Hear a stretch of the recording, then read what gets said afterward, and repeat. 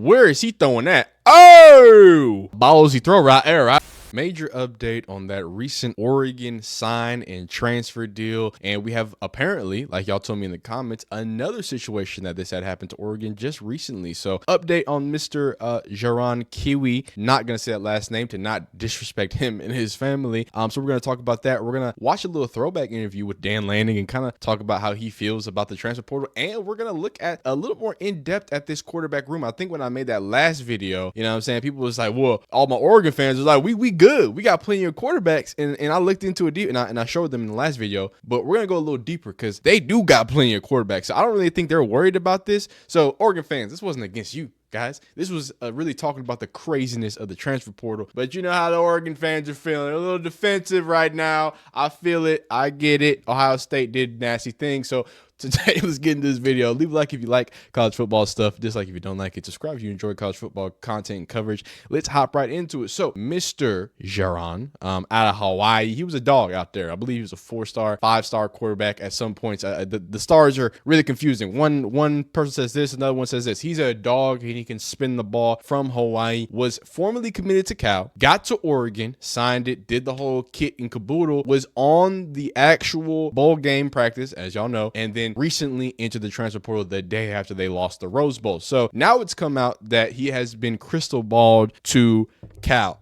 Back to Cal. Now, if you don't know, if you aren't familiar with crystal balls, they have about a 90 to 93% effectiveness, and it is dependent on person. Some people have 97% effectiveness. Some people have 86% effectiveness. Each of the crystal balls, as you can see down here, right? And then they have the confidence level too. Each of the crystal balls are from college football writers, right? Obviously, the people they know, XYZ, hey, we think this is going here. Oftentimes, especially when you get multiple people saying it, it's going to happen. And again, this is someone who's already been linked to Cal. We talked about him committing to Cal last time as well. Just a crazy turn of events. But we also have some more details about Jaron and his decision. So the biggest update here is that Jaron-Keawe, he confirms to ESPN that he plans to enter the transfer portal with a decision on his next school. But here's the more details, right? I just felt that I wasn't a main priority at Oregon. I'm just looking at other quarterback rooms in the best place for me to go get on the field early. Now, we can have a conversation about kids transferring and going to get on the field early. That can be a conversation and for a whole nother video, but I want to focus on that quarterback room, right? And we'll talk about Dallas Wilson, the other guy who did, but obviously he didn't get on campus, right? But just before we do that, that quarterback room is pretty nice. It's pretty stacked, okay? And I talked about this last video, but I really want to make sure my Oregon people know y'all gonna be all right. Y'all chilling. Y'all chilling. Y'all got the senior, y'all got a freshman, another freshman, y'all got another sophomore, y'all got people. And I'm sure some of these guys are gonna hop in the transfer portal. If you're not familiar, this is not what quarterback rooms are ever gonna be allowed to look like when the roster cuts come in the next season. But also, this is not a normal roster size for quarterback in a quarterback room. And you have some dogs, especially Dante Moore, who seems to be, from all Oregon's fans, the next one with the keys to the castle. And if you're not familiar, I mean, even Oregon players are saying that this dude's that dude. So let's hear how they feel about him. Watch a few throws. What about Dante Moore? What you seen out of him? Go from there. He'll be a Heisman finalist next year. Really? 100%. Next year? Next year. Why? It's something you ain't seen yet. That boy can throw a ball like no other. I've never seen nothing like it. Like, he's so ready. Really? He's so ready to play. And you can just tell. Like, we can put the twos in at practice, okay, and they go out there and look just like the ones. Really? Stuff in the locker room. That's high praise. Like, I want to make sure that, and again, that's your teammate. You got to boast your teammate up, but understand this is the backup quarterback that he's having this high praise of, and goes out on the link and says, oh yeah, next year that's Heisman. That's not just, oh yeah, he's a dog, he's a problem. No. Heisman him, right? So let's take a peek at him, what he did at in UCLA. We're going to slow it down so the copyright guys don't come in and, take away my channel forever. So here, we just want to get to the throw as well. So he's going to take a little step, 1, 2, boom, boom, on top of the drop, hitches, beautiful, 1, 2. It's a lot of steps at the top there, but he's letting the cannon go. So whoop, ooh, can I see that full speed? Boy got a little zip on it, huh? Let me see that thing in real life speed. Oh yeah. That thing hopped out his hand, boy. You like to see those. That Michael Penix type hop out the hand, go slow here.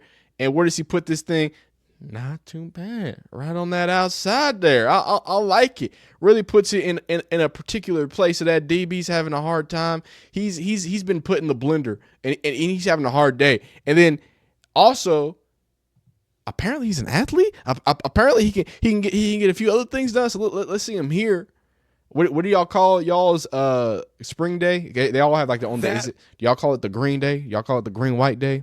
Georgia calls it their G day. So I don't know what Oregon calls their spring football game. But here he is in spring getting active here. This is Pac-12. Pac-12 doesn't really exist anymore, so I'm not sure if they're going to copyright me. But just in case, let's slow it down. We see him looking. Ooh, steps right. Very calm. Ooh, oh yeah.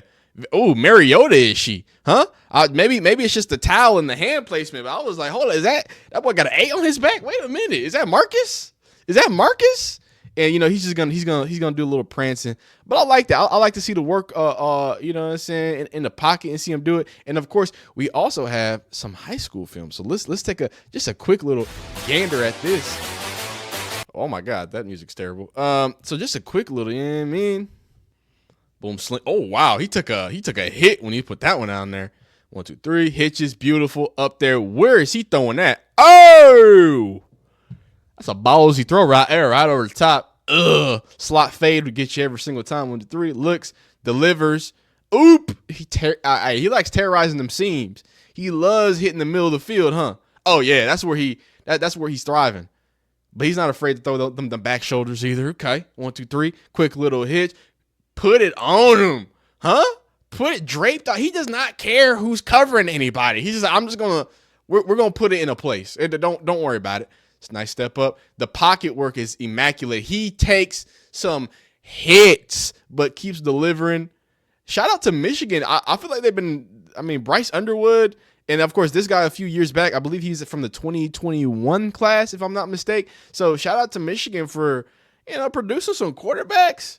Hey, man, I never knew them to be a big quarterback city or quarterback state, and that boy's about to burn. But, hey, he likes attacking the middle of the field. He works great in the pocket. He's fearless. He can take some hits. Oregon, I think y'all are going to be in decent hands, so that dude's a dude. So let's go deeper on this whole second story, right? And the reason why I even reviewed this story, I looked at the story before doing the initial one about the quarterback, is because it wasn't as egregious as the quarterback. He didn't make it onto campus. He wasn't practicing. But y'all got in the comments and y'all pointed it out that, again, that guy wasn't the first one to even do it in the class. So let's talk about Mr. Signee, 5-star wide receiver, Dallas Wilson, who, shout out to Mr. Napier, flipped over to Florida. He signed his national letter of intent, the full kit and the caboodle, right? And went ahead and said, you know what I'm saying? He requested a release. He signed with Oregon on a Tuesday, and I think like a week later, he was like, or like 4 or 5 days later, he was like, I'm out of here. Let me hit the road, Jack. I'm never coming back. No more. He didn't even get on. He didn't do nothing. I don't know what happened. I don't know how it was. Again, Oregon stayed undefeated throughout this time. So there was no, seeing a loss and getting scared, but he signed, and apparently he wanted to just be a part of the swamp. He was the number 2 wide receiver in the 2025 class. So shout out to Billy Napier for getting some of them secured, but a very, very, I think this one's a tough blow. This is a tough blow, but at the end of the day, man, you're going to do what you're going to do. And this is him back. This is December 4th, guys. And again, I want to stress this. These are 18, 17-year-olds. I am not saying that they should have perfect decision-making. I never put this on the onus on them. I put it on the NCAA for even allowing this to happen, because the NCAA has been allowing 17 and 18-year-olds to sign with these schools for years, for decades. And you're telling me they didn't have any plan in action for this? Just saying, man, they want these kids to get fucked over. Like, let's just be honest. That's what the NCAA wants. They want the kids to get messed over, right? They want the kids to be mad at the schools and the agents and everybody else and the coaches, and not be mad at the NCAA for setting up these standards to allow crazy shit like this to happen. Like, let's just be transparent. 3 to 4 years of my collegiate career. Yeah, I gotta stop playing all the time. It's bad. You look good back there, red nose, but for the next 3 to 4 years of my collegiate career, I'll be taking my talent to the University of Oregon. So, I mean, this was, if I'm not mistaken, past National Signing Day or actual signing day. So a lot of people thought it was what it was. Oh man. Oh man. Somebody tell Austin. Somebody tell Austin that he did in fact he did in fact flip to Florida. So crazy situation that's happened. So again, this isn't an Oregon thing. This isn't Oregon's fault. I don't think the NIL money is bouncing. I think there's other people offering bigger NIL bags, and Oregon is just in such a wealth of riches that, like we alluded to on this channel a lot, this is why a Nick Saban run can never happen, and probably why Nick Saban got out of Dodge, right? Because you can't build an Alabama where you have 5-star and 5-star and like your third string is the best the best running back in Mississippi for no reason, right? You can't have that in modern day because they're gonna go get a bag, an easy bag. They can go play for UNLV and get promised $100K. Now will they get paid? Probably not, but they got promises out there for them. So it's just a crazy world and a crazy regime to be offered. So just want to point out that Dallas Wilson has been committed to Oregon since January of 2023. It was always going to be a fight to flip him. If the past 14 days happened all at once today, the vibes would be high. We fought our way out of the cellar to a top 10 class. And of course, he's talking about Florida. Shout out to Billy Napier, though. He's really doing a good job out there. These are the most transfers out this year. So you got Arkansas and Oklahoma up top, Arizona, Purdue with 29, Nebraska and Mississippi State. But again, a lot of these schools are getting a lot of big transfer names too. You know, I know what's it called? I know Oregon's doing some damage in the transfer portal as well. UCF's doing some damage. Michigan has been scooping up defensive linemen. I believe Oklahoma's picked up a piece or two. So there's a bit of balance there. And Oregon is currently at number 22 for outgoing transfers. So interesting little situation. We're going to end this little video just listening to Dan Lanning video. And this was back, I believe, in 2021. So I believe he's year 2, year 3, if I'm not mistaken. So he's been in the bucket for, it's a year ago. Okay, never mind. It's just last year. So he's been in the driver's seat for a second here. And this is just kind of a quick little perspective on how he looks at the transfer portal. 29th. So with the timing of all of this, how does that adjust how you manage this spring period? Yeah, you adapt. I mean, I think everything about college football right now is adapt and overcome. And the expected is no longer the expected. Just be ready to shift and change as the time goes. But we've got a lot of work to do. The reality is the base of our roster is our roster right now. We'll certainly look to make additions if it fits. And if people fit our culture and our scheme, we're going to try to make our team better given the opportunity, but also feel really good about the guys that we have here right now. Dan, since the transfer portal has really taken off, a lot of high school coaches ask me, well, what about our kids? What advice would you give the high school coaches right now and high school players on how to handle recruiting with the transfer portal looming so large? Yeah, it's certainly a piece of the puzzle. Right now, I would tell you, some colleges are taking different philosophies. Some colleges are living in the transfer portal world, and that's really all they live in. As a former high school coach, I'm still a big believer in developing some of the talent on your roster and growing it from the ground up. I think you have to do that through the high school ranks. So I would just tell coaches to continue to push guys they feel strong about. And if a team isn't looking at their players, that means somebody else probably is. And it's going to be somebody else's reward if they continue to recruit the high school level well. Well, that will be our ticket to get out of there. But again, I think it's interesting that he had those quick perspectives on it. That, hey, look, the most impactful words there were, you have to be able to expect the unexpected. There isn't nothing that's usual, nothing that should be thought of as regular, right? Especially if you're going to be operating in a way, in a place where, again, your signees are popping out. So here's their some of their outgoing transfers. Of course, the most recent one going back to Cal. Few numbers there. I don't think On3 has the full list because, again, there's supposed to be 22 transfers out. So a few numbers there missing, but that's what we have right now. But yeah, man, look, Oregon's going to be okay, dog. I think if any school will be okay, it's Oregon. I know people aren't going to treat Oregon like they treated Deion Sanders when he had a bunch of transfers out.